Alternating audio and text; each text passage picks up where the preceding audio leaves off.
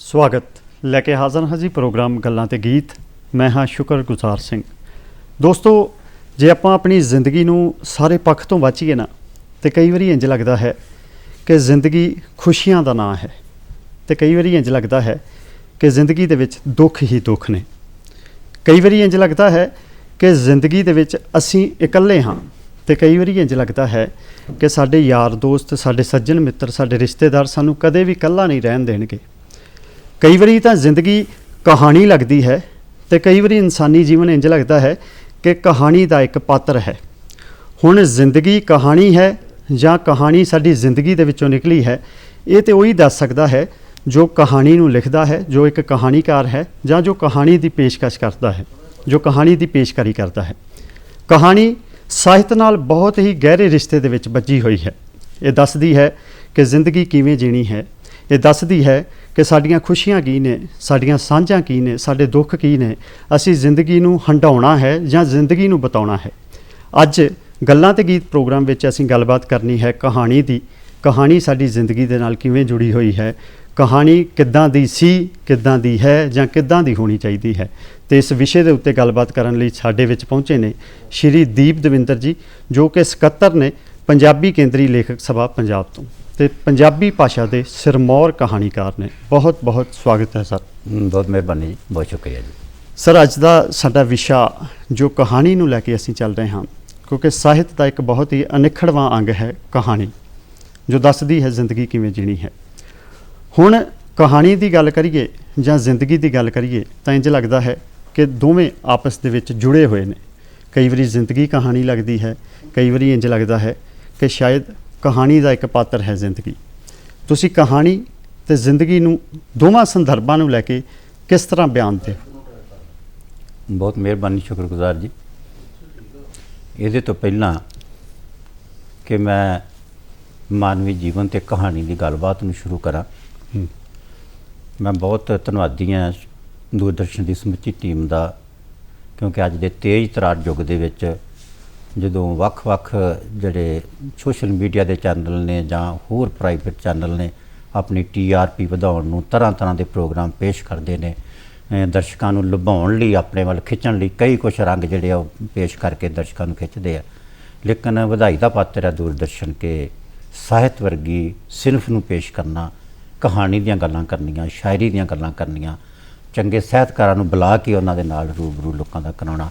मैं एक बार तो फिर तो पहला तो सब तो पहला तुहाडा धन्नवाद। शुक्रिया शुक्रिया जी, शुक्रिया।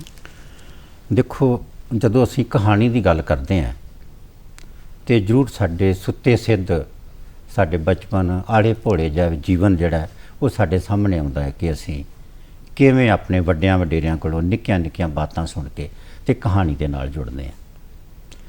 शुक्रगुजार जी जी, इस गल 'च कोई दो रामा नहीं है कि मनुख कहानी की उपज है जां कहानी मनुख की उपज है।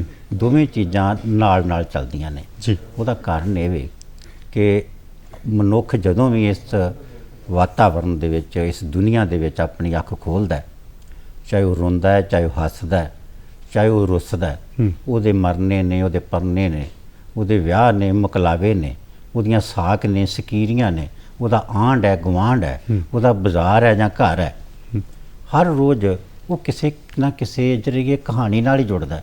जदों असीं गल करदे हां, जदों असीं कुछ सुणदे हां, वो कहानी वर्गा ही साडे सामने सारा कुछ आउंदा। आपां मनुख नूं ते कहानी नूं कदी भी मनुखी जीवन नूं ते कहानी नूं अड्ड अड्ड करके नहीं देख सकदे। ये दोवें शैवां सारी उमर जड़ियां बंदे दे अंग संग चलदियां जी। बिल्कुल। तो एक कहानी दे जे मैं स्रोतां दी गल करां, कहानी दे रूपां दी गल करां, ते किस तरह की कहानी साडे सामने आउंदी है? देखो, साढ़े घरी जदों छोटे बच्चे ने तो आपां जिथे बच्चों की छोटे होंदियां तो उन्हां दी पढ़ाई के प्रति चिंतित हुन्ने आ, उन्हां दी सेहत प्रति चिंतित हुन्ने आ, उन्हां दे खाण पीण प्रति चिंतित हुन्ने आ कि बच्चों का किवें ध्यान रखा जाए। उत्थे नाल नाल ही साडे वड्डे जिहड़े लोग ने वो उन्हें बच्चे दे मानसिक विकास वास्ते ये एक ਕਹਾਣੀ ਰੂਪ ਨੂੰ ਸੁਣਾਉਣ ਵਾਸਤੇ ਕਿ ਬੱਚੇ ਨੂੰ ਬਾਤ ਸੁਣਾਈ ਜਾਵੇ, ਬੱਚੇ ਨੂੰ ਲੋਰੀ ਸੁਣਾਈ ਜਾਵੇ ਛੋਟੀ ਛੋਟੀ, ਜਾਂ ਜਿਸ ਤਰ੍ਹਾਂ ਬੁਝਾਰਤਾਂ ਸਾਡੀਆਂ ਵੱਡੀਆਂ ਮਾਵਾਂ ਪਾਇਆ ਕਰਦੀਆਂ ਸੀਗੀਆਂ, ਇਹ ਬੱਚਿਆਂ ਤੋਂ ਹੀ ਕਹਾਣੀ ਨੂੰ ਜਿਹੜਾ ਉਹ ਆਪਾਂ ਸ਼ੁਰੂ ਕਰ ਲੈਨੇ। ਤੋਂ ਬਾਲ ਕਹਾਣੀ ਨਾਲ ਬੱਚਾ ਬਚਪਨ ਤੋਂ ਹੀ ਜੁੜ ਜਾਂਦਾ ਹੈ ਕਿ ਉਹ ਛੋਟੀ ਛੋਟੀ ਗੱਲ ਨੂੰ, ਭਾਵੇਂ ਉਹ ਮਜ਼ਾਹੀਆ ਕਿਸਮ ਦੀ ਹੈ ਚਾਹੇ ਕਿਸੇ ਕਿਸਮ ਦੀ ਹੈ, ਉਹ ਉਹਦੇ ਨਾਲ ਜੁੜਦਾ ਹੈ। ਜੀ ਜੀ। ਸਾਡੇ ਕੋਲ ਪਰੀ ਦੇਸ਼ ਦੀਆਂ ਕਹਾਣੀਆਂ ਨੇ ਜਿਹੜੀਆਂ ਆਪਾਂ ਬਚਪਨ 'ਚ ਸੁਣਦੇ ਰਹੇ ਹਾਂ। ਸਾਡੇ ਕੋਲ ਰਾਜੇ ਰਾਣੀਆਂ ਦੀਆਂ ਬੇਸ਼ੁਮਾਰ ਕਥਾਵਾਂ ਨੇ ਜਿਹੜੀਆਂ ਆਪਾਂ ਆਪਣੇ ਨਾਨੇ ਨਾਨੀਆਂ ਕੋਲੋਂ, ਦਾਦੇ ਦਾਦੀਆਂ ਕੋਲੋਂ, ਉਹਨਾਂ ਦੇ ਬੁੱਕਲਾਂ 'ਚ ਬੈਠ ਕੇ ਜਿਹੜੇ ਆ ਆਪਾਂ ਸੁਣਦੇ ਰਹੇ ਹਾਂ। ਸਾਡੇ ਕੋਲ ਇਹ ਬਹੁਤ ਮੁੱਢਲੀ ਇਕਾਈ ਦੀ ਜਦੋਂ ਆਪਾਂ ਗੱਲ ਕਰੀਏ ਤਾਂ ਸਾਡੇ ਕੋਲ ਇੱਕ ਚਿੜੀ ਕਾਂ ਦੀ ਬਾਤ ਹੈ ਜਿਹੜੀ ਹਰ ਪੀੜ੍ਹੀ ਜਿਹੜੀ ਹੈ ਦੂਜੀ ਪੀੜ੍ਹੀ ਨੂੰ ਸੁਣਾਉਂਦੀ ਹੈ, ਤਾਂ ਸਾਡੇ ਅੰਗ ਸੰਗ ਜਿਹੜੀ ਹੈ ਮੂੰਹੋਂ ਮੂੰਹ ਜਿਹੜੀ ਸਾਡੇ ਸਫ਼ਰ ਕਰਦੀ, ਅੱਜ ਤੱਕ ਵੀ ਸਾਡੇ ਨਾਲ ਸਫ਼ਰ ਕਰਦੀ ਰਹੀ ਹੈ ਤੇ ਵਿਕਾਸ ਕਰਦੀ ਰਹੀ ਹੈ ਜੀ। ਸੋ ਕਹਾਣੀ ਬਚਪਨ ਤੋਂ ਲੈ ਕੇ ਮਰਨ ਤੱਕ ਬਿਲਕੁਲ ਹਰ ਰੂਪ ਦੇ ਵਿੱਚ, ਹਰ ਵਿਧਾ ਦੇ ਵਿੱਚ ਮਨੁੱਖ ਦੇ ਅੰਗ ਸੰਗ ਹੈ ਤੇ ਅੰਗ ਸੰਗ ਰਹਿੰਦੀ ਹੈ। ਇਹ ਕਹਾਣੀ ਦੀਆਂ ਵਿਧਾ ਨੇ ਜਿਹੜੀਆਂ ਬੇਸ਼ੱਕ ਆਪਾਂ ਨੂੰ ਵੰਡ ਵਰਗ ਕਰ ਲਈਏ, ਪਰ ਫਿਰ ਵੀ ਮੈਂ ਸਮਝਦਾ ਕਿ ਚਾਹੇ ਬੱਚੇ ਦੀ ਕਹਾਣੀ ਹੈ, ਚਾਹੇ ਅਸੀਂ ਜਵਾਨ ਪਾਤਰਾਂ ਨੂੰ ਲੈ ਕੇ ਕਹਾਣੀ ਲਿਖ ਰਹੇ ਹਾਂ, ਕਹਾਣੀ ਦੀ ਵਿਸ਼ਾ ਵਸਤੂ ਜਿਹੜੀ ਹੈ ਉਹ ਮਨੁੱਖ ਦੇ ਹਾਣ ਦੀ ਬਰਾਬਰ ਹੈ। ਜੀ ਬਿਲਕੁਲ। ਤੇ ਇੱਕ ਸਮਾਂ ਉਹ ਵੀ ਸੀ ਜਦੋਂ ਅਸੀਂ ਸਾਂਝੇ ਚੁੱਲ੍ਹੇ 'ਤੇ ਬੈਠ ਕੇ ਕਹਾਣੀਆਂ ਸੁਣਦੇ ਸਾਂ। ਫਿਰ ਉਹ ਸਾਂਝੇ ਚੁੱਲ੍ਹੇ ਪਿੰਡਾਂ ਤੋਂ ਬਾਜ਼ਾਰਾਂ ਦੇ ਵਿੱਚ, ਪਰਿਵਾਰਾਂ ਦੇ ਵਿੱਚ ਵਿਛੜ ਗਏ, ਹੈ ਨਾ ਜੀ। ਤੇ ਕਈ ਰੰਗ ਰੂਪ ਸਾਹਮਣੇ ਆਏ। ਕਹਾਣੀ ਪਹਿਲਾਂ ਸਾਂਝੀ ਤੌਰ 'ਤੇ ਸੁਣੀ ਜਾਂਦੀ ਸੀ, ਫਿਰ ਬੱਚੇ ਸ਼ਾਇਦ ਦਾਦਾ ਦਾਦੀ ਤੋਂ ਵਿਛੜ ਗਏ ਤੇ ਆਪਣੇ ਮਾਪਿਆਂ ਤੱਕ ਸੀਮਿਤ ਰਹਿ ਗਏ। ਕਹਾਣੀ ਸਾਰੇ ਪੱਖਾਂ ਨੂੰ ਬਿਆਨ ਕਰਦੀ ਹੈ। ਕਹਾਣੀ ਪਹਿਲਾਂ, ਜੇ ਕਹਾਣੀ ਦੀ ਗੱਲ ਕਰ ਲਈਏ, ਕਹਾਣੀ ਦੇ ਅਤੀਤ ਦੀ ਗੱਲ ਕਰ ਲਈਏ ਜਾਂ ਕਹਾਣੀ ਦੇ ਵਰਤਮਾਨ ਦੀ ਗੱਲ ਕਰ ਲਈਏ, ਤਾਂ ਤੁਸੀਂ ਦੋਵੇਂ ਗੱਲਾਂ ਨੂੰ ਕਿਵੇਂ ਲੈ ਕੇ ਚੱਲਦੇ ਹੋ? ਦੇਖੋ, ਕਿਉਂਕਿ ਦੂਰਦਰਸ਼ਨ ਕਹਾਣੀ ਦੇ ਨਾਲ, ਸਾਹਿਤ ਦੇ ਨਾਲ, ਖਾਸ ਕਰਕੇ ਗਲਪ ਦੇ ਨਾਲ ਵਾਹ ਵਾਸਤਾ ਹੈ ਪਹਿਲੇ ਦਿਨ ਤੋਂ ਹੀ, ਜਦੋਂ ਤੋਂ ਇਹਦੀ ਸ਼ੁਰੂਆਤ ਸਾਡੇ ਇਸ ਖਿੱਤੇ 'ਚ ਹੋਈ ਹੈ। ਅਤੇ ਵੱਡੀ ਪੱਧਰ 'ਤੇ ਦਰਸ਼ਕਾਂ ਨੂੰ ਇਹਨਾਂ ਨੇ ਗਲਪ ਦੇ ਨਾਲ ਵੀ ਆਪਣੇ ਨਾਲ ਜੋੜ ਕੇ ਰੱਖਿਆ ਦੂਰਦਰਸ਼ਨ ਨੇ। ਇੱਕ ਸਮੇਂ 'ਚ ਕਿਉਂਕਿ ਜਿਹੜਾ ਗਲਪ ਹੈ ਇਹ ਬਹੁਤ ਸਾਰੀਆਂ ਲਹਿਰਾਂ ਜਿਹੜੀਆਂ ਨੇ ਜਦੋਂ ਉਹ ਉੱਠਦੀਆਂ ਨੇ ਤੇ ਉਹਦੇ ਨਾਲ ਸਾਡਾ ਸਾਹਿਤ ਜਿਹੜਾ ਵਾ ਉਹ ਵੀ ਵਿਕਾਸ ਕਰਦਾ। ਜਿਨ੍ਹਾਂ ਵੇੜਿਆਂ ਦੇ ਵਿੱਚ ਪ੍ਰਗਤੀਸ਼ੀਲ ਲਹਿਰ ਜਿਹੜੀ ਹੈ ਉਹ ਉੱਠਦੀ ਹੈ ਤੇ ਉਹਦੇ ਨਾਲ ਪੰਜਾਬੀ ਦੇ ਬਹੁਤ ਸਾਰੇ ਜਿਹੜੇ ਵੱਡੇ ਲੇਖਕ ਨੇ ਉਹ ਸਾਡੇ ਸਾਹਮਣੇ ਆਉਂਦੇ।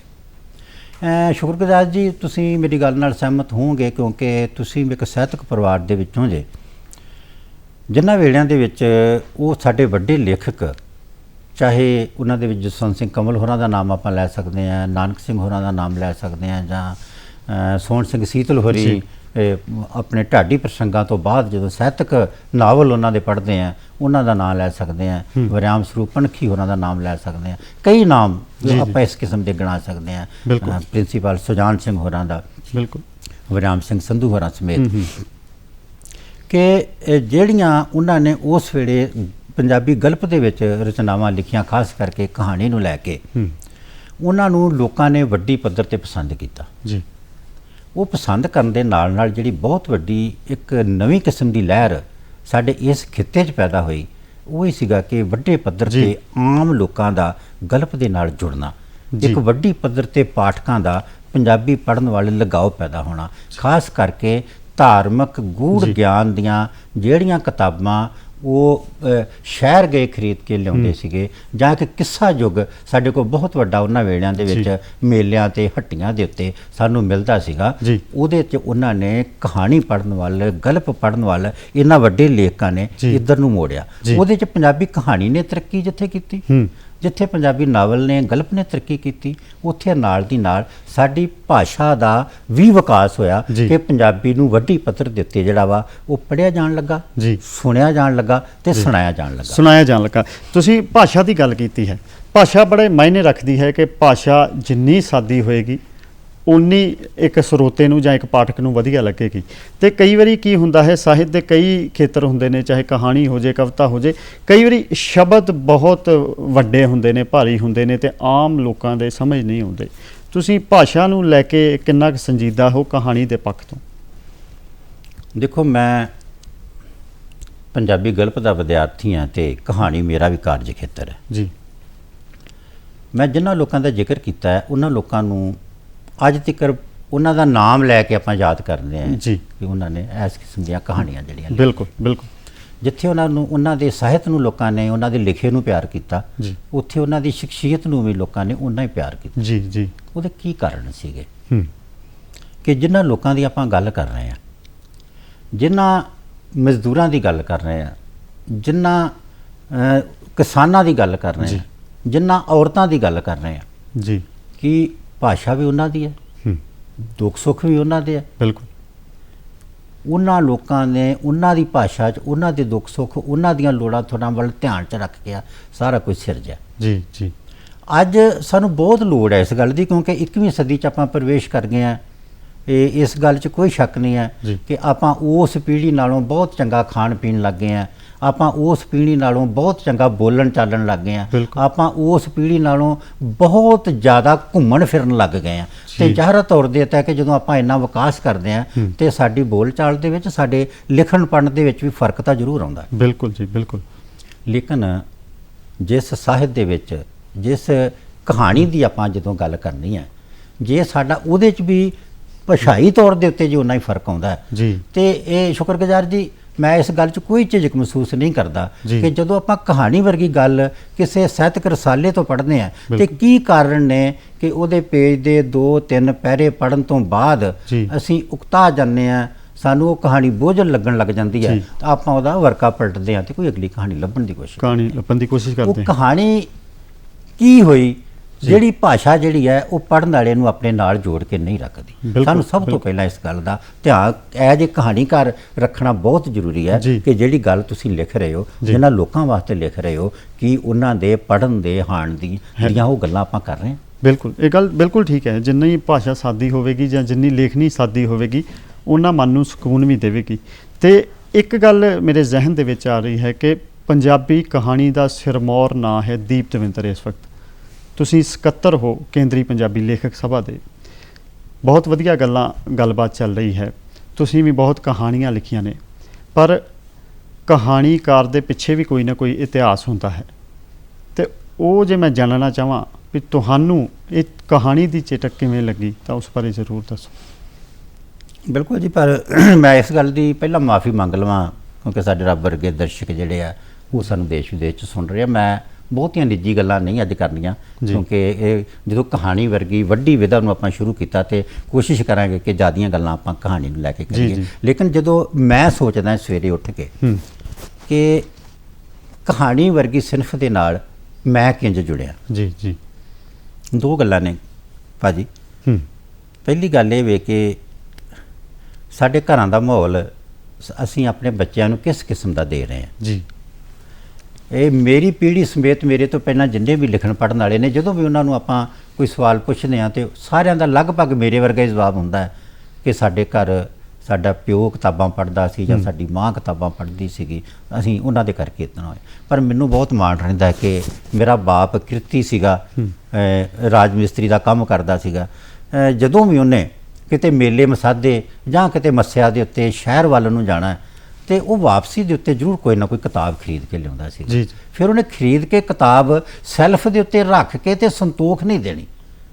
ਉਹਦੀ ਇੱਕ ਜ਼ਿੰਦਗੀ ਦਾ ਇੱਕ ਇਹ ਵੀ ਰੂਟੀਨ ਸੀਗਾ ਕਿ ਜਦੋਂ ਰਾਤ ਪਈ, ਸਾਰੇ ਜਾਣੇ ਆਪੋ ਆਪਣੀ ਮੰਜੀਆਂ ਤੇ ਸੁੱਤੇ ਆ, ਤੇ ਉਹ ਕਿਸੇ ਜਨਮ ਸਾਖੀ ਵਾਂਗੂ ਉਹ ਲਿਆਂਦੀ ਕਿਤਾਬ ਨੂੰ ਉਹਨੇ ਮਹੀਨਾ ਖੰਡ ਉਹਨੂੰ ਪੜ੍ਹ ਕੇ ਉਹਦਾ ਲਗਾਤਾਰ ਪਾਠ ਕਰਨਾ। ਮੈਨੂੰ ਐਂ ਲੱਗਦਾ ਕਿ ਜਿਹੜੇ ਉਹ ਤੁਹਾਡੇ ਬਚਪਨੀ ਜਿਹਨ ਦੇ ਵਿੱਚ ਇਹੋ ਜਿਹੀਆਂ ਵੱਡੀਆਂ ਗੱਲਾਂ ਜੁੜੀਆਂ ਹੁੰਦੀਆਂ ਨੇ, ਉਹ ਤੁਹਾਨੂੰ ਜ਼ਰੂਰ ਕੁਝ ਨਾ ਕੁਝ ਉਸ ਪਾਸੇ ਜੋੜ ਕੇ ਰੱਖਦੀਆਂ। ਉਹਦੇ ਤੋਂ ਅਗਲੀ ਗੱਲ, ਕਿਉਂਕਿ ਮੇਰੇ ਲਈ ਬਹੁਤ ਇੱਕ ਖੁਸ਼ਕਿਸਮਤੀ ਹੈ ਕਿ ਮੇਰਾ ਕਜ਼ਨ, ਮੇਰੀ ਭੂਆ ਦਾ ਲੜਕਾ, ਪੰਜਾਬੀ ਦਾ ਸਰਮੌਰ ਕਹਾਣੀਕਾਰ ਜਿਹੜਾ ਇਹ ਬੜਾ ਕਵੇਲੇ ਸਾਡੇ ਤੋਂ ਵਿਛੜ ਗਿਆ, ਭਾਜੀ ਤਲਵਿੰਦਰ ਸਿੰਘ, ਕਿਉਂਕਿ ਉਹ ਕਹਾਣੀ ਦੇ ਸੀਗੇ। ਉਹਨੇ ਉਂਗਲ ਫੜ ਕੇ ਮੈਨੂੰ ਕਹਾਣੀ ਵੱਲ ਲਿਆਂਦਾ।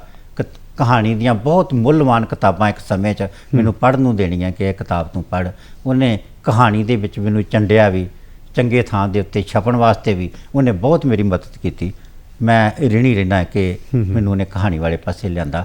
ਤੇ ਉਹਦੇ ਤੋਂ ਵੀ ਅੱਗੇ ਹੈ ਕਿ ਜਦੋਂ ਤੁਹਾਡੀ ਕਿਸੇ ਪਾਸੇ ਵੀ ਲਿਵ ਲੱਗਦੀ ਹੈ ਕਿ ਮੈਂ ਕੰਮ ਕਰਨਾ, ਉਹਦੇ ਵਾਸਤੇ ਤੁਹਾਨੂੰ ਪੜ੍ਹਨਾ ਬਹੁਤ ਜ਼ਰੂਰੀ ਹੈ ਕਿ ਤੁਸੀਂ ਉਸ ਕਿਸਮ ਦਾ ਸਾਹਿਤ, ਉਸ ਕਿਸਮ ਦੇ ਲੋਕਾਂ ਨਾਲ ਰਾਬਤਾ ਤੇ ਉਸ ਕਿਸਮ ਦੇ ਲਿਖਣ ਵੱਲ ਜਦੋਂ ਤੁਸੀਂ ਚਾਰਾਜੋਰੀ ਕਰਦੇ ਹੋ ਤੇ ਜ਼ਾਹਰਾ ਤੌਰ ਦੇ ਉੱਤੇ ਕਿ ਰਾਹ ਤੁਹਾਡੇ ਆਪਣੇ ਆਪ ਜਿਹੜੇ ਕਿਸੇ ਸ਼ਾਇਰ ਨੇ ਕਿਹਾ ਹੈ ਕਿ ਖੁਦੀ ਨੂੰ ਆਸਰਾ ਦਿੱਤਾ ਬੇਗਾਨੀ ਆਸ ਤੋਂ ਪਹਿਲਾਂ। ਵਾਹ। ਮੈਂ ਅਥਰੂ ਪੂੰਝ ਚੁੱਕਾ ਸਾਂ ਤੇਰੇ ਧਰਵਾਸ ਤੋਂ ਪਹਿਲਾਂ, ਬੜਾ ਕੁਝ ਵਕਤ ਨੇ ਲਿਖਿਆ ਮੇਰੇ ਮਨ ਤੇ ਮੇਰੀ ਰੂਹ ਤੇ, ਤੁਸੀਂ ਮੈਨੂੰ ਹੀ ਪੜ੍ਹ ਲੈਣਾ ਮੇਰੇ ਇਤਿਹਾਸ ਤੋਂ ਪਹਿਲਾਂ। ਕੀ ਬਾਤ, ਠੀਕ ਹੈ ਨਾ ਜੀ। ਕੀ ਬਾਤ। ਕੋਈ ਵੀ ਸਾਹਿਤ ਦਾ ਅਸੀਂ ਖੇਤਰ ਲੈ ਲੈਂਦੇ ਹਾਂ, ਕਵਿਤਾ, ਗੀਤ, ਗਜ਼ਲ, ਕਹਾਣੀ, ਜਦੋਂ ਕੋਈ ਚੀਜ਼ ਹੱਡ ਬੀਤੀ ਹੁੰਦੀ ਹੈ ਨਾ, ਉਸ ਨੂੰ ਪੇਸ਼ ਕਰਨ ਦਾ ਜਾਂ ਉਸ ਨੂੰ ਲਿਖਣ ਦਾ ਮਜ਼ਾ ਕੁਝ ਹੋਰ ਹੁੰਦਾ ਹੈ। ਪਰ ਕਈ ਵਾਰੀ ਕੋਈ ਚੀਜ਼ ਅਨੁਭਵ ਦੇ ਤੌਰ ਤੇ ਵੀ ਲਿਖੀ ਜਾਂਦੀ ਹੈ। ਜੇ ਮੈਂ ਦੋਵਾਂ ਚੀਜ਼ਾਂ ਨੂੰ ਲੈ ਕੇ ਨਾਲ ਚੱਲਦਾ ਹਾਂ, ਹੱਡ ਬੀਤੀ ਤੇ ਕਿਸੇ ਮਾਹੌਲ ਦਾ ਅਨੁਭਵ ਕਰਕੇ ਲਿਖਣਾ, ਤੇ ਤੁਸੀਂ ਕੀ ਕਹਿੰਦੇ ਹੋ ਵੀ ਕਿਹੜੀ ਸਿਚੁਏਸ਼ਨ ਦੇ ਵਿੱਚ ਜਾਂ ਕਿਹੜੀ ਕੰਡੀਸ਼ਨ ਦੇ ਵਿੱਚ ਵਧੀਆ ਕਹਾਣੀ ਲਿਖੀ ਜਾ ਸਕਦੀ?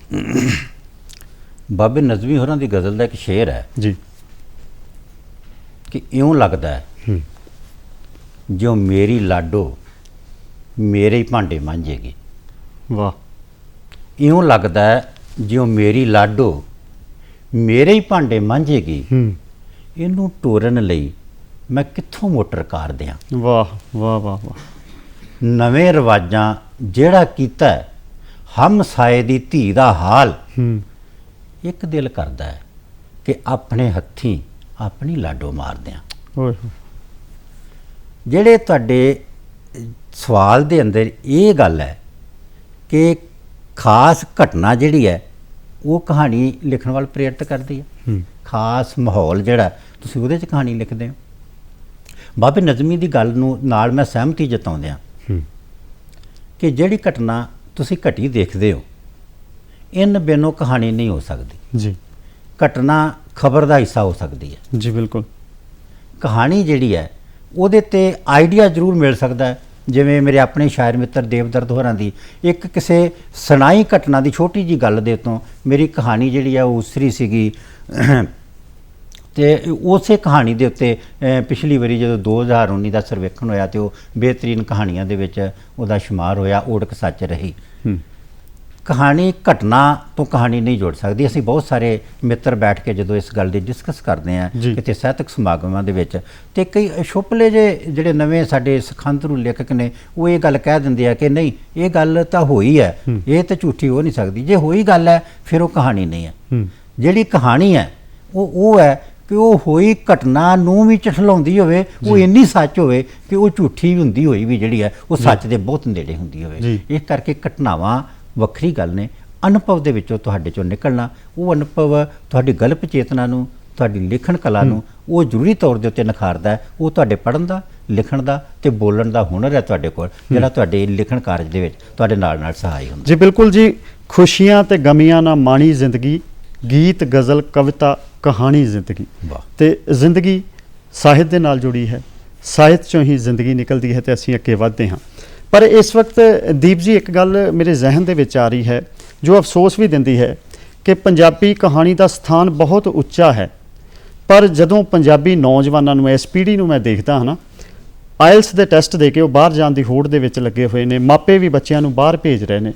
ਜਦੋਂ ਬੱਚੇ ਬਾਹਰ ਚਲੇ ਜਾਂਦੇ ਨੇ ਤੇ ਭਾਸ਼ਾ ਦੇ ਵਿੱਚ ਵੀ ਕਿਤੇ ਨਾ ਕਿਤੇ ਬਦਲਾਵ ਆ ਜਾਂਦਾ ਹੈ। ਸਾਡੀ ਪੰਜਾਬੀ ਭਾਸ਼ਾ ਦੇ ਵਿੱਚ ਮਿਕਸਚਰ ਬਹੁਤ ਆ ਜਾਂਦਾ ਹੈ ਜੋ ਮਾਂ ਬੋਲੀ ਹੈ। ਐਸੀਆਂ ਗੱਲਾਂ ਦੇ ਨਾਲ ਤੁਸੀਂ ਕੀ ਸੋਚਦੇ ਹੋ, ਕਹਾਣੀ ਪੱਖ ਨੂੰ ਕਿਤੇ ਨਾ ਕਿਤੇ ਠੇਸ ਪਹੁੰਚ ਰਹੀ ਹੈ ਜਿਸ ਤਰ੍ਹਾਂ ਬੱਚੇ ਬਾਹਰ ਜਾ ਰਹੇ ਨੇ?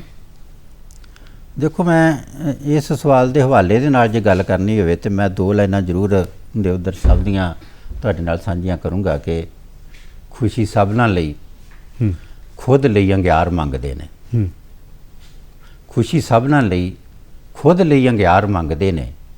ਇਹ ਲੇਖਕ ਲੋਕ ਨੇ ਜੋ ਸੱਪਾਂ ਤੋਂ ਵੀ ਪਿਆਰ ਮੰਗਦੇ ਨੇ। ਬਿਲਕੁਲ। ਤੁਹਾਡੀ ਚਿੰਤਾ ਬਹੁਤ ਜਾਇਜ਼ ਹੈ। ਇੱਕ ਪੀੜ੍ਹੀ ਵੱਡੀ ਪੱਧਰ ਦੇ ਉੱਤੇ ਆਪਣੇ ਮਾਪਿਆਂ ਨੂੰ ਇੱਥੇ ਛੱਡ ਕੇ ਤੇ ਪ੍ਰਵਾਸ ਧਾਰਨ ਕਰ ਰਹੀ ਹੈ। ਪ੍ਰਵਾਸ ਧਾਰਨ ਹੀ ਨਹੀਂ ਕਰ ਰਹੀ ਕਿਉਂਕਿ ਇਸ ਖਿੱਤੇ ਨੂੰ ਸ਼ੁਰੂ ਤੋਂ ਲੈ ਕੇ ਹੀ ਪ੍ਰਦੇਸ਼ ਜਾਣਾ, ਪ੍ਰਦੇਸੀ ਹੋਣਾ, ਪ੍ਰਦੇਸ਼ ਜਾ ਕੇ ਕਮਾਈ ਕਰਨੀ, ਵਾਪਸ ਆਉਣਾ, ਇਹ ਇੱਥੋਂ ਦੇ ਖਿੱਤੇ ਦਾ ਇੱਕ ਹਿੱਸਾ ਰਿਹਾ, ਸੱਭਿਆਚਾਰਕ ਹਿੱਸਾ ਰਿਹਾ। ਕਿਉਂਕਿ ਸਾਡੀਆਂ ਲੋਕ ਕਹਾਣੀਆਂ 'ਚ, ਸਾਡੀਆਂ ਲੋਕ ਬੋਲੀਆਂ ਦੇ ਵਿੱਚ ਬਹੁਤ ਸਾਰੀ ਬਾਰੀ ਬਰਸੀ ਕੱਟਣ ਜਾਂਦੇ ਰਹੇ ਆ ਲੋਕ, ਬਸਰੇ ਦੀਆਂ ਲਾਮਾਂ ਨੂੰ ਜਾਂਦੇ ਰਹੇ ਆ। ਕਈ ਵਾਰੀ ਔਂਸੀਆਂ ਪਾ ਕੇ ਜਨਾਨੀਆਂ ਜਿਹੜੀਆਂ ਨੇ ਉਹ ਬਾਹਰ ਗਿਆ ਨੂੰ ਉਡੀਕਦੀਆਂ ਰਹੀਆਂ ਨੇ ਤੇ ਉਹ ਬਾਹਰ ਗਏ ਵਾਪਸ ਵੀ ਆਉਂਦੇ ਰਹੇ ਆ। ਲੇਕਿਨ ਹੁਣ ਦੀ ਤਰਾਸ਼ਦੀ ਇਹ ਹੈ ਕਿ ਜਿਹੜੇ ਬਾਹਰ ਜਾਂਦੇ ਨੇ ਉਹ ਬਾਹਰ ਜਾ ਕੇ ਵਾਪਸ ਆਉਣ ਦੀ ਹੋੜ 'ਚ ਨਹੀਂ ਜਾਂਦੇ। ਉਲਟਾ ਜਿਹੜਾ ਇੱਥੇ ਪਿਓ ਦਾਦੇ ਦੀ ਕੋਈ ਜਾਇਦਾਦ ਜੱਦੀ ਹੈ, ਕੋਈ ਹੋਰ ਉਹਨਾਂ ਨੇ ਸਾਰੀ ਉਮਰ ਘਾਲ ਕਮਾਈ ਕਰਕੇ ਕੋਈ ਜੋੜਿਆ ਬਣਾਇਆ, ਉਹ ਵੀ ਬਾਹਰ ਉਹਨਾਂ ਦੇ ਪਿੱਛੇ ਜਾਂਦਾ, ਉਹਨਾਂ ਨੂੰ ਉੱਥੇ ਸੈੱਟ ਹੋਣ ਵਾਸਤੇ। ਸਾਡੇ ਪੰਜਾਬੀ ਦੇ ਬਹੁਤ ਵੱਡੇ ਗਲਪਕਾਰ ਬਲਵਿੰਦਰ ਗਰੇਵਾਲ ਹੋਣਾ ਦੀ ਕਹਾਣੀ ਅੱਜ ਤੋਂ ਕਈ ਦਹਾਕੇ ਪਹਿਲਾਂ ਜਦੋਂ ਪੰਜਾਬੀ ਸਾਹਿਤ ਦੇ ਵਿੱਚ ਆਈ ਤੇ ਇੱਕ ਜ਼ਰੂਰੀ ਤੌਰ ਦੇ ਉੱਤੇ ਲੋਕਾਂ ਦਾ ਧਿਆਨ ਉਹਨੇ ਇਸ ਘਟਨਾ ਵੱਲ ਖਿੱਚਿਆ, ਇਸ ਨਵੇਂ ਦੌਰ ਵੱਲ ਕਿ ਆਉਣ ਵਾਲਾ ਸਮਾਂ ਕਿਸ ਤਰ੍ਹਾਂ ਦਾ ਆਉਣਾ। ਸੂਰਜ ਦੀ ਪਿੱਠ ਨਹੀਂ ਹੁੰਦੀ। ਮੇਰਾ ਖਿਆਲ ਦੂਰਦਰਸ਼ਨ ਨੇ ਫਿਲਮਾਈ ਵੀ ਸੀ ਕਹਾਣੀ, ਉਹ ਇੱਥੇ ਵੀ ਪੇਸ਼ ਹੁੰਦੀ ਰਹੀ ਜੀ। ਦੇਖੋ ਸ਼ੁਕਰਗੁਜ਼ਾਰ ਜੀ, ਅੱਜ ਮੀਡੀਆ ਦਾ ਯੁੱਗ ਹੈ। ਕਹਾਣੀਕਾਰ ਵੀ ਜਦੋਂ ਕਹਾਣੀ ਲਿਖਦਾ ਤੇ ਬਹੁਤ ਸਾਰੇ ਨਵੇਂ ਵਿਸ਼ਿਆਂ ਨੂੰ ਛੂੰਹਦਾ। ਇਹਨਾਂ ਦਿਨਾਂ 'ਚ ਮੈਂ ਇੱਕ ਹੁਣੇ ਹੀ ਲੇਟੈਸਟ ਕਹਾਣੀ ਸਾਡੀ ਔਰਤ ਕਹਾਣੀਕਾਰਾਂ 'ਚੋਂ ਬੜੀ ਸੀਨੀਅਰ ਕਹਾਣੀਕਾਰ ਸਤਿਕਾਰਤ ਸਾਡੇ ਭੈਣਾਂ ਵਰਗੇ ਤ੍ਰਿਪਤਾ ਕੇ ਸਿੰਘ ਹੋਰੀ, ਉਹਨਾਂ ਦੀ ਕਹਾਣੀ ਜਿਹੜੀ ਫੈਸਲਾ ਇਹਨਾਂ ਦਿਨਾਂ 'ਚ ਹੀ ਪੰਜਾਬੀ ਦੇ ਇੱਕ ਮੈਗਜ਼ੀਨ 'ਚ ਛਪੀ ਹੈ ਤੇ ਇਸ ਗੱਲ ਵੱਲ ਬਹੁਤ ਤਗੜਾ ਇਸ਼ਾਰਾ ਜੀ ਜੀ। ਜਾਂ ਆਪਾਂ ਸੋਸ਼ਲ ਮੀਡੀਆ ਤੇ ਇਹਨਾਂ ਦਿਨਾਂ 'ਚ ਇੱਕ ਬਹੁਤ ਨੌਜਵਾਨ ਗੱਭਰੂ ਲਵਪ੍ਰੀਤ ਜਿਹੜਾ ਵਾ ਇੱਕ ਭੇਟ ਚੜ੍ਹ ਗਿਆ ਇਸੇ ਗੱਲ ਨੂੰ ਲੈ ਕੇ ਇਹਨਾਂ ਆਈਲੈਟਸ ਵਾਲਿਆਂ ਨੂੰ। ਤੇ ਖਾਸ ਕਰਕੇ ਜਿਹੜੀ ਗੱਲ ਮੈਂ ਕਹਾਣੀ ਦੇ ਹਵਾਲੇ ਨਾਲ ਕਹਿਣਾ ਚਾਹੁੰਦਾ ਕਿ ਜਿਹੜੇ ਸਾਡੇ ਵੱਡੇ ਵਡੇਰਿਆਂ ਨੇ ਸਾਕ ਸਕੀਰੀਆਂ ਉਮਰਾਂ ਦੀ ਵਣਜ ਕਹਿੰਦੇ ਸੀਗੇ, ਉਹ ਇੱਕ ਸੌਦੇਬਾਜ਼ੀਆਂ 'ਚ ਉਲਝ ਕੇ ਰਹਿ ਗਈਆਂ ਨੇ ਜੀ। ਬਿਲਕੁਲ ਉਹਦੇ 'ਚ ਕਹਾਣੀ ਵਰਗੀ ਸਿਨਫ ਨੂੰ ਨੁਕਸਾਨ ਨਹੀਂ ਆਪਾਂ ਕਹਿ ਸਕਦੇ, ਲੇਕਿਨ ਸਾਡੇ ਵਿਸ਼ਿਆਂ 'ਚ ਜ਼ਰੂਰ ਅੰਤਰ ਆਉਂਦਾ ਇਸ ਗੱਲ ਦਾ ਕਿ ਇੱਕ ਪਾਸੇ ਆਪਾਂ ਜਦੋਂ ਕੁਲਵੰਤ ਸਿੰਘ ਵਿਰਕ ਹੋਣਾ ਦੀ ਕਹਾਣੀ ਤੂੜੀ ਦੀ ਪੰਡ ਦੀ ਗੱਲ ਕਰਾਂਗੇ ਜਾਂ ਉਹਨਾਂ ਦੀ ਕਹਾਣੀ ਧਰਤੀ ਹੇਠਲਾ ਬੁਲਦ ਦੀ ਗੱਲ ਕਰਾਂਗੇ ਤੇ ਉਹਦੇ ਮੁਤਾਬਕ ਜਦੋਂ 21ਵੀਂ ਸਦੀ ਦੀ ਕਹਾਣੀ ਦੀ ਆਪਾਂ ਗੱਲ ਕਰਦੇ ਹੋਵਾਂਗੇ ਤੇ ਸਾਡੇ ਕੋਲ ਵਿਸ਼ੇ ਇਸ ਕਿਸਮ ਦੇ ਹੋਣਗੇ ਕਿ ਕੁੜੀ ਲਾਵਾਂ ਲੈ ਕੇ ਗੁਰੂ ਗ੍ਰੰਥ ਸਾਹਿਬ ਦੇ ਦੁਆਲੇ ਘਰ ਆਈ ਹੈ, ਸਾਰਾ ਕੁਝ ਕਹਿ ਕੇ ਬਾਹਰ ਗਈ ਹੈ, ਜਾਂ ਲੜਕਾ ਬਾਹਰ ਗਿਆ ਵਾ ਤੇ ਉਹ ਆਪਸੀ ਇੱਕ ਦੂਜੇ ਨੂੰ ਤਰਾਸਦੀ ਹੈ, ਸਾਡੇ ਸਮਾਜ ਦੀ ਤਰਾਸਦੀ ਹੈ। ਤੁਸੀਂ ਬਿਲਕੁਲ ਗੱਲ ਠੀਕ ਕੀਤੀ। ਪਰ ਇੱਕ ਕਹਾਣੀ ਦੇ ਸੰਦਰਭ ਤੋਂ ਮੈਂ ਲੈ ਕੇ ਹੋਰ ਚੱਲਦਾ ਹਾਂ। ਆਮ ਸਾਡੀਆਂ ਸਾਹਿਤਕ ਸਭਾਵਾਂ ਦੇ ਵਿੱਚ ਜਾਂ ਆਮ ਕਹਾਣੀ ਦੇ ਖੇਤਰ ਵਿੱਚ ਇਹ ਮੰਨਿਆ ਜਾਂਦਾ ਹੈ ਕਿ ਜਿਹੜਾ ਬੰਦਾ ਜਿੰਨਾ ਜ਼ਿਆਦਾ ਪੜ੍ਹਿਆ ਹੋਏਗਾ ਉਹ ਕਹਾਣੀ ਓਨਾ ਲਿਖੇਗਾ। ਕਈਆਂ ਨੇ PhD ਕੀਤੀ ਹੈ, ਕਈਆਂ ਦੇ ਅੱਗੇ ਡਾਕਟਰ ਲੱਗਾ ਹੈ। ਉਹ ਲੋਕਾਂ ਦੇ ਵਿੱਚ ਸ਼ਾਇਦ ਇੱਕ ਆਪਣੀ ਸਾਈਕੋ ਬਣ ਚੁੱਕੀ ਹੈ ਕਿ ਸ਼ਾਇਦ ਉਹਨਾਂ ਦੀ ਕਹਾਣੀ ਜ਼ਿਆਦਾ ਵਧੀਆ ਹੋਏਗੀ, ਜਦ ਕਿ ਇੱਕ ਆਮ ਬੰਦਾ ਲਿਖੇਗਾ ਉਹਦੇ ਕੋਲ ਸ਼ਬਦ ਵੀ ਨਹੀਂ ਹੋਣਗੇ, ਉਹਦੇ ਕੋਲ ਭਾਵਨਾ ਵੀ ਨਹੀਂ ਹੋਏਗੀ। ਤੁਸੀਂ ਇਸ ਗੱਲ ਨੂੰ ਕਿੱਦਾਂ ਲੈਂਦੇ ਹੋ ਕਿ ਡਿਗਰੀ ਚਾਹੀਦੀ ਹੈ ਕਹਾਣੀ ਲਿਖਣ ਦੀ? ਦੇਖੋ ਸ਼ੁਕਰਗੁਜ਼ਾਰ ਜੀ, ਇੱਥੇ ਵੀ ਦੋ ਗੱਲਾਂ ਆਉਣਗੀਆਂ ਸਾਡੇ ਸਾਹਮਣੇ ਜੀ। ਇੱਕ ਹੈ ਕਿ ਜਿਹੜੀ ਅਕਾਦਮਿਕ ਪੱਧਰ ਦੇ ਉੱਤੇ ਸਾਡੀ ਪੜ੍ਹਾਈ ਹੈ, ਇੱਕ ਹੈ ਸਾਡੇ ਕੋਲ ਜਿਹੜੀ ਸਾਡੀ ਸਾਹਿਤਕ ਪੱਧਰ ਦੇ ਉੱਤੇ ਸਾਡੀ ਪੜ੍ਹਾਈ ਹੈ ਜੀ ਜੀ। ਦੋਵਾਂ ਦੀ ਅਕਾਦਮਿਕ ਪੱਧਰ ਤੇ ਵੀ ਇੱਕ ਆਪਣੀ ਬਹੁਤ ਸ਼ੋਹਰਤ ਹੈ, ਬੰਦਾ ਬਹੁਤ ਕਮਾਈ ਕਰਨ ਲੱਗ ਜਾਂਦਾ ਜਦੋਂ ਇੱਕ ਸਿਰੇ ਤੇ ਪਹੁੰਚਦਾ ਜੀ ਜੀ। ਜਿਹੜਾ ਸਾਹਿਤਕ ਪੱਧਰ ਹੈ ਅੰਤ ਉਹਦਾ ਵੀ ਕੋਈ ਨਹੀਂ ਹੈ ਜੀ ਜੀ। ਮੈਂ ਨਿੱਕੀ ਜਿਹੀ ਮਿਸਾਲ ਦੇਣੀ ਚਾਹੂੰਗਾ ਕਿ ਮੈਂ ਜਿਵੇਂ ਸ਼ੁਰੂਆਤ 'ਚ ਗੱਲ ਕੀਤੀ ਹੈ ਕਿ ਇਹ ਮੇਰੇ ਸਮੇਤ ਹੋਰ ਵੀ ਕਈ, ਲੇਕਿਨ ਮੈਂ ਵੀ ਕਿਸੇ ਕਾਲਜ ਯੂਨੀਵਰਸਿਟੀ ਦੀ ਉਪਜ ਨਹੀਂ ਹੈ। ਜਿਨ੍ਹਾਂ ਵੇਲਿਆਂ 'ਚ ਮੇਰੇ ਪੜ੍ਹਨ ਲਿਖਣ ਦੇ ਦਿਨ ਸੀਗੇ, ਉਹਨਾਂ ਵੇਲਿਆਂ 'ਚ ਮੈਂ ਆਪਣੇ ਬਾਪ ਦੇ ਨਾਲ ਜਦੋਂ ਦਿਹਾੜੀ ਕਰਨ ਜਾਇਆ ਕਰਦਾ ਸੀਗਾ ਤੇ ਬਹੁਤ ਸਾਰੇ ਕਾਲਜਾਂ ਦੇ ਅੱਗੋਂ ਦੀ ਜਦੋਂ ਸਾਈਕਲ ਤੇ ਲੰਘਣਾ ਤੇ ਮੈਂ ਪੈਡਲਾਂ ਦੇ ਉੱਤੇ ਦੋਵੇਂ ਪੈਰ ਰੱਖ ਕੇ ਕਾਠੀ ਤੋਂ ਹੋਰ 6 ਇੰਚ ਉੱਚੇ ਹੋ ਕੇ ਕਾਲਜ ਦੀ ਕੰਧ ਤੋਂ ਦੀ ਉਹਦੀ ਗਰਾਊਂਡ 'ਚ ਝਾਕਣਾ ਕਿ ਉਹ ਸਾਹਮਣੇ ਜਿਹੜੇ ਬੱਚੇ ਤੁਰੇ ਫਿਰਦੇ ਆ ਗਰਾਊਂਡ 'ਚ, ਇਹ ਕਿਸੇ ਦੂਜੀ ਦੁਨੀਆ ਦੇ ਲੋਕ ਨੇ ਜਿਨ੍ਹਾਂ ਨੂੰ ਇਹ ਮੌਕੇ ਮਿਲਦੇ ਆ ਤੇ ਉਹ ਪੜ੍ਹਦੇ ਆ। ਲੇਕਿਨ ਅੱਜ ਆਪਣੀ ਮਾਤ ਭਾਸ਼ਾ ਦੇ ਜ਼ਰੀਏ ਕਹਾਣੀ ਦੀ ਸੁਵਿਧਾ ਦੇ ਜ਼ਰੀਏ ਮੈਨੂੰ ਮਾਣ ਹੁੰਦਾ ਹੈ ਕਿ ਉਹਨਾਂ ਹੀ ਬੱਚਿਆਂ 'ਚ, ਚਾਹੇ ਉਹ MA ਦੇ ਵਿਦਿਆਰਥੀ ਨੇ, ਚਾਹੇ ਉਹ BA ਦੇ ਵਿਦਿਆਰਥੀ ਨੇ, ਬਹੁਤ ਵਾਰੀ ਮੈਨੂੰ ਬੁਲਾਉਂਦੇ ਨੇ, ਉੱਥੇ ਜਾ ਕੇ ਮੈਂ ਕਹਾਣੀ ਦੀ ਗੱਲ ਕਰਦਾ, ਉਹਨਾਂ ਦੇ ਨਾਲ ਸੰਵਾਦ ਰਚਾਉਣਾ ਹੈ। ਉਹ ਬਹੁਤ ਸਾਰੇ ਆਪਣੇ ਸਵਾਲ ਜਿਹੜੇ ਆ ਉਸ ਮੇਰੇ ਤੇ ਕਰਦੇ ਨੇ। ਉਸ ਵੇਲੇ ਇੱਕ ਪਾਸੇ ਤੁਹਾਡੇ ਕੋਲ ਅਕਾਦਮਿਕ ਪੜ੍ਹਾਈ ਹੈ, ਇੱਕ ਪਾਸੇ ਤੁਹਾਡੇ ਕੋਲ ਸਾਹਿਤਕ ਸ਼ੋਹਰਤ ਹੈ ਜਿਹੜੀ ਤੁਸੀਂ ਲਿਖ ਕੇ ਪੜ੍ਹ ਕੇ ਇੱਕ ਸਾਹਿਤ ਨਾਲ ਜੁੜ ਕੇ ਹਾਸਲ ਕੀਤੀ ਹੈ। ਕੋਈ ਪੰਜਾਬ ਦੁਨੀਆ ਭਰ ਦੀ ਕੋਈ ਇਹੋ ਜਿਹੀ ਯੂਨੀਵਰਸਿਟੀ, ਕੋਈ ਇਹੋ ਜਿਹਾ ਸਕੂਲ ਕਾਲਜ ਜਿਹਦੀ ਆਪਾਂ ਉਦਾਹਰਣ ਦੇ ਸਕੀਏ ਕਿ ਉੱਥੋਂ ਦੇ ਪੜ੍ਹੇ ਜਿਹੜੇ ਵਿਦਿਆਰਥੀ ਹੈ ਉਹ ਨਾਵਲ ਬਹੁਤ ਵਧੀਆ ਲਿਖਦੇ ਆ, ਉਹ ਕਹਾਣੀ ਚੰਗੀ ਲਿਖਦੇ ਆ, ਜਾਂ ਉਹ ਕਵਿਤਾ ਚੰਗੀ ਰਚ ਲੈਂਦੇ ਆ, ਇਹੋ ਜਿਹੀ ਕੋਈ ਮਸਲਾ ਨਹੀਂ ਹੈ। ਜਿਹੜੀ ਇਹ ਤੁਹਾਡੀ ਉੱਚ ਵਿੱਦਿਆ ਵਾ ਉਹ ਇੱਕ ਪਾਸੇ ਹੈ, ਤੁਹਾਡੀ ਸਾਹਿਤਕ ਵਿੱਦਿਆ ਇੱਕ ਪਾਸੇ ਹੈ, ਇਹਨਾਂ ਦਾ ਆਪਸੀ ਕੋਈ ਜਿਹੜਾ ਵਾ ਉਹ ਨਹੀਂ ਜੀ। ਬਿਲਕੁਲ। ਮੌਜੂਦਾ ਦੌਰ, ਕਹਾਣੀ ਦਾ ਮੌਜੂਦਾ ਦੌਰ, ਇਸ ਨੂੰ ਤੁਸੀਂ ਕਿਵੇਂ ਦੇਖਦੇ ਹੋ? ਅਜੋਕੀ ਕਹਾਣੀ, ਅਜੋਕੀ ਪੰਜਾਬੀ ਕਹਾਣੀ। ਦੇਖੋ ਬਹੁਤ ਸਾਰੇ ਜਦੋਂ ਕਹਾਣੀ ਗੋਸ਼ਟੀ ਟਾਈਪ ਜਦੋਂ ਇਸ ਤਰ੍ਹਾਂ ਦੀ ਆਪਾਂ ਗੱਲਾਂ ਸੁਣਦੇ ਆ ਨਾ, ਤੇ ਉਹਦੇ 'ਚ ਇੱਕ ਸਵਾਲ ਜ਼ਰੂਰੀ ਤੌਰ 'ਤੇ ਸਾਡੇ ਸਾਹਮਣੇ ਆਉਂਦਾ ਹੈ। ਉਹ ਇਹ ਹੈ ਕਿ ਜਿਹੜੀ ਨਵੀਂ ਪੀੜ੍ਹੀ ਕਹਾਣੀ ਲਿਖ ਰਹੀ ਹੈ, ਜਿਹਦੇ 'ਚ ਮੈਂ ਵੀ ਆਉਣਾ, ਕਿ ਇਹਨਾਂ ਕੋਲ ਸਹਿਜਤਾ ਨਹੀਂ ਹੈ। ਸਹੀ। ਇਹ ਲਿਖਣ 'ਚ ਵੀ, ਇਹ ਛਪਣ 'ਚ ਵੀ, ਇਹ ਬੋਲਣ 'ਚ ਵੀ ਕਾਹਲ ਕਰਦੇ ਆ। ਇਹ ਪਹਿਲਿਆਂ ਵਾਂਗੂ ਸਹਿਜਤਾ ਨਹੀਂ ਹੈ ਕਿ ਸਹਿਜ ਦੇ ਨਾਲ ਸਾਰੇ ਕੰਮ ਕਰਨੇ ਦੇ ਕੀ ਕਾਰਨ। ਮੈਂ ਬਹੁਤ ਵਾਰੀ ਇੱਕ ਗੱਲ ਦਾ ਜ਼ਿਕਰ ਕਰਦਾ ਹੁੰਦਾ ਕਿ ਮਾਪਿਆਂ ਨੂੰ ਜੀ ਆਪਣੇ ਬੱਚਿਆਂ ਪ੍ਰਤੀ ਜ਼ਰੂਰੀ ਤੌਰ ਦੇ ਉੱਤੇ ਇਹ ਗੱਲ ਰਹਿੰਦੀ ਹੈ ਕਿ ਉਹ ਉਹਨਾਂ ਵਾਂਗੂ ਹੀ ਬੋਲਣ, ਜੀ। ਉਹਨਾਂ ਵਾਂਗੂ ਹੀ ਆਪਣੀ ਜੀਵਨ ਸ਼ੈਲੀ ਬਣਾਉਣ, ਜਿਤਨਾ ਉਹਨਾਂ ਨੇ ਆਪਣਾ ਜੀਵਨ ਢੰਗ ਜਿਹੜਾ ਉਹ ਅਪਣਾਇਆ ਸੀ। ਬਿਲਕੁਲ ਬਿਲਕੁਲ। ਲੇਕਿਨ ਮੈਂ ਜੇ ਜ਼ਿਕਰ ਕਰਨਾ ਚਾਹਾਂ ਕਿ ਆਪਾਂ ਕਦੋਂ ਨਹੀਂ ਚਾਹੁੰਦੇ, ਮੇਰੀ ਸਮੇਤ ਜਿਹੜੇ ਕਹਾਣੀ ਲਿਖਣ ਵਾਲੇ ਨੇ, ਜੀ ਜੀ, ਕਿ ਆਪਾਂ ਪ੍ਰਿੰਸੀਪਲ ਸੰਤ ਸਿੰਘ ਸ਼ੇਖੂ ਹੋਰਾਂ ਦੀਆਂ ਸ਼ਾਹਕਾਰ ਰਚਨਾਵਾਂ, ਜਿਨ੍ਹਾਂ 'ਚ ਪੇਮੀ ਦੇ ਨਿਆਣਿਆਂ ਦੀ ਗੱਲ ਆਪਾਂ ਕਰ ਸਕਦੇ ਹਾਂ, ਹਾਲਵਾ ਵਰਗੀਆਂ ਕਹਾਣੀਆਂ ਦਾ ਜ਼ਿਕਰ ਕਰ ਸਕਦੇ ਹਾਂ, ਕਿ ਆਪਾਂ ਉਹਨਾਂ ਵਰਗੀਆਂ ਅੱਜ ਕਹਾਣੀਆਂ ਨਾ ਲਿਖੀਏ। ਜੀ ਜੀ। ਪੇਮੀ ਦੇ ਨਿਆਣੇ ਤੁਸੀਂ ਬਹੁਤ ਸਾਰੇ ਇਹਨਾਂ ਹੀ ਸਾਡੇ ਕੈਮਰਿਆਂ ਦੇ ਉੱਤੋਂ ਉਹਨੂੰ ਤੁਸੀਂ ਫਿਲਮਾਇਆ, ਸਾਡੇ ਸਾਰਿਆਂ ਲੋਕਾਂ ਨੇ ਵੇਖਿਆ। ਹਾਲਵਾ ਨੂੰ ਵੀ ਆਪਾਂ ਆਮ ਤੌਰ ਤੇ ਪਿੰਡਾਂ 'ਚ ਜਿਹੜਾ ਵਾ ਜਦੋਂ ਟੀਵੀ ਦਾ ਯੁੱਗ ਸੀਗਾ ਆਪਾਂ ਇੱਥੋਂ ਵੇਖਦੇ ਜੀ ਜੀ ਜੀ, ਬਿਲਕੁਲ। ਪੇਮੀ ਦੇ ਨਿਆਣਿਆਂ 'ਚ ਬਹੁਤ ਛੋਟੀ ਜੀ ਗੱਲ ਹੈ ਕਿ ਆਲੇ ਭੋਲੇ ਬੱਚੇ ਨੇ ਜਾ ਰਹੇ ਨੇ ਤੇ ਰਸਤੇ 'ਚ ਰਾਸ਼ਾ ਸੁੱਤਾ ਹੈ, ਉਹਦੇ ਤੋਂ ਡਰ ਕੇ ਉਹ ਉਹਦੇ ਲਾਗੋਂ ਦੀ ਕ੍ਰੋਸ ਨਹੀਂ ਕਰ। ਮਤਲਬ ਕਈ ਐਸੀਆਂ ਗੱਲਾਂ ਹੁੰਦੀਆਂ ਨੇ ਜੋ ਸਾਡੀ ਜ਼ਿੰਦਗੀ ਦੇ ਵਿੱਚੋਂ ਪ੍ਰਗਟ ਹੋਈਆਂ ਹੁੰਦੀਆਂ ਨੇ, ਤੇ ਉਹੀ ਕਹਾਣੀਕਾਰ ਦੇ ਉੱਤੇ ਬੜਾ ਭਾਰ ਹੁੰਦਾ ਹੈ ਕਿ ਉਹਨਾਂ ਨੂੰ ਦ੍ਰਿਸ਼ ਚਿੱਤਰਨ ਕਰਕੇ ਸਾਡੇ ਸਾਹਮਣੇ ਪੇਸ਼ ਕਰਨਾ। ਸਾਨੂੰ ਸਮਾਂ ਨਹੀਂ ਇਜਾਜ਼ਤ ਦੇ ਰਿਹਾ ਕਿ ਅਸੀਂ ਪ੍ਰੋਗਰਾਮ ਨੂੰ ਅੱਗੇ ਵਧਾਈਏ। ਤੁਸੀਂ ਸਟੂਡੀਓ ਦੇ ਵਿੱਚ ਆਏ, ਤੁਹਾਡਾ ਬਹੁਤ ਮਿਹਰਬਾਨੀ ਜੀ, ਬਹੁਤ ਸ਼ੁਕਰੀਆ ਤੁਹਾਡੀ, ਬਹੁਤ ਮਿਹਰਬਾਨੀ।